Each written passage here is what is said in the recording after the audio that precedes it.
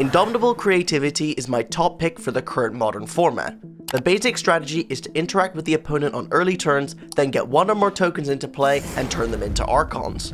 The deck recently dominated a modern challenge by deck creator... well, the deck did well, and it's all because of the combo and the support cards alongside it. With 4 Spell Pierce, it is easy to protect and disrupt, and with 4 Fable, 4 Ren, and 2 Persist, you also have alternate ways to either delay the game or win. I believe that Creativity's diversified way to interact, and with a lot of efficient removal, makes it great against most modern decks that you would want to hedge against. If you don't believe me, then just watch how well I do in this video.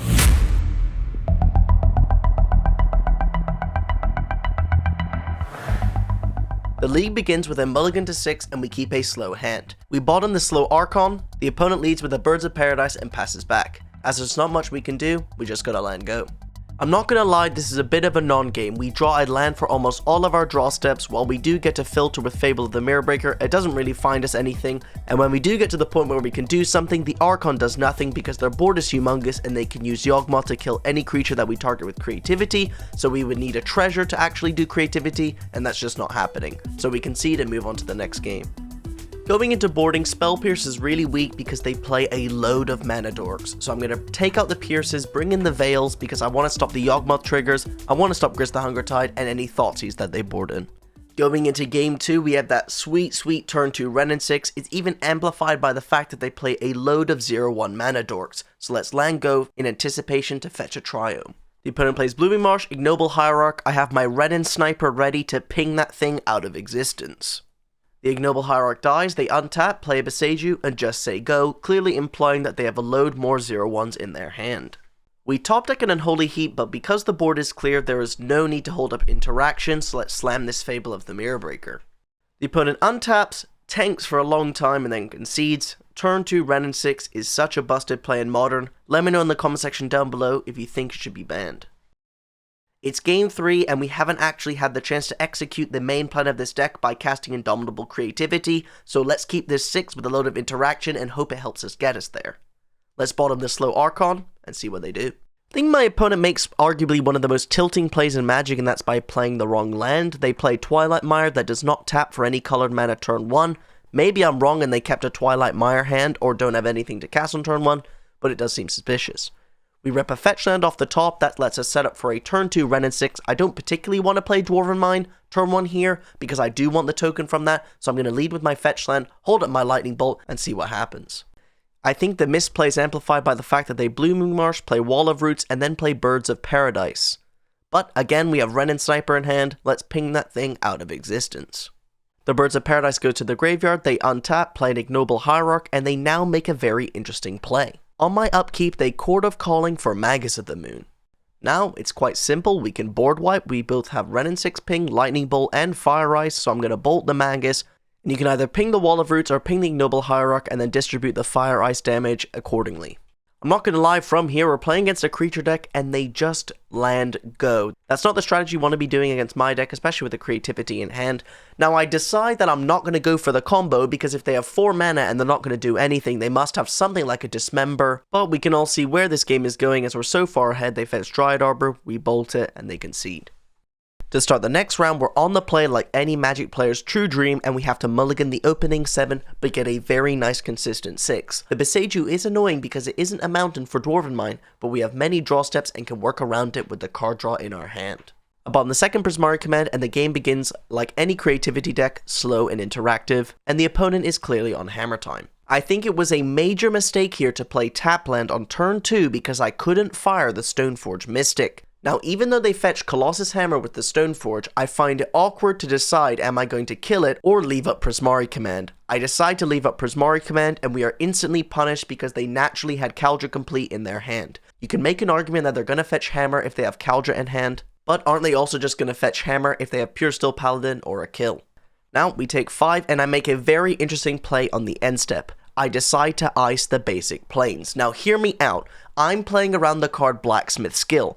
Blacksmith skill gives target permanent, hexproof, and indestructible. We care about indestructible because the wording of Indomitable Creativity says if it is destroyed. So the opponent can give my token indestructible, meaning that the Indomitable Creativity doesn't work. Now I also had the option to transmogrify the token because it exiles it and not destroys it, but I think it's way better to Creativity and then transmogrify next turn because they can't Blacksmith skill the transmogrify on the next turn.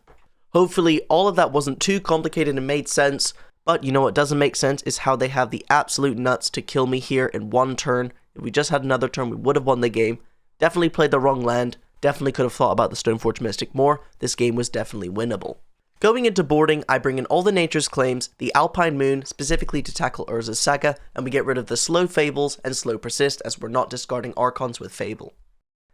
Okay, you lot are all about to drop hate comments, scream at me, but I'm about to keep this hand on screen. Now let me explain. I don't know if it's the best keep in the world watching from third perspective now in the future, but in the moment my logic is this. I have 2 Nature's Claims. If I can destroy 1 Urza's Saga, that's going to slow them down a ton. If I draw 1 fetch land, this Ren and 6 is going to start pinging. I'm going to hit my land drop every turn if I need it. So I believe that with 2 Nature's Claims, you get 2 draw steps. This is a 25 land deck. I thought that it was an okay gamble against a deck that is extremely fast, and we just have good hate in our hand. You know what? Why don't you just let me know in the comment section down below if you would keep this. Anyways, the opponent leads with plains and passes. I decide to Nature's Claim the Ornithopter because if I draw a land, I can ping the Memnite, and when you're mana screwed, it's hard to cast spells from your hand, and I want to lower their artifact count for Pure Steel Paladin. We miss our land drop, so have to pass it back. The opponent also plays their land, attacks for 1, and passes back, clearly implying that they have multiple interactive spells in their hand, most likely Blacksmith skills, or even something like March of Otherworldly Light. Now they play a Pure Steel Paladin and pass back, so I decide to Nature's Claim the Memnite on their end step to try and bait out a Blacksmith skill. They don't use Blacksmith skill, and we rip a land off the top. You guys are probably all hating me for this keep, but it seems to be doing okay so far.